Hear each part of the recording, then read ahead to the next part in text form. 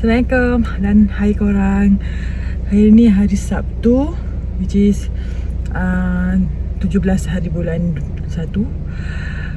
Aku ada kawan aku ada show menari, which is ada program lah. So nak pergi tengok dia menari.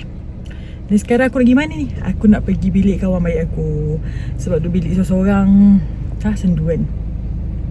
So kita ada aktiviti kat sana. Kita nak pakai nail polish. Tu je lah setakat ni.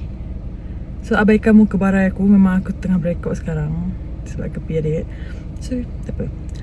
So jom kita pergi bilik kawan kita. So guys, kita dah sampai sekarang. Kita nak tengok Nelly. Kita tengah enjoy dengan lagu.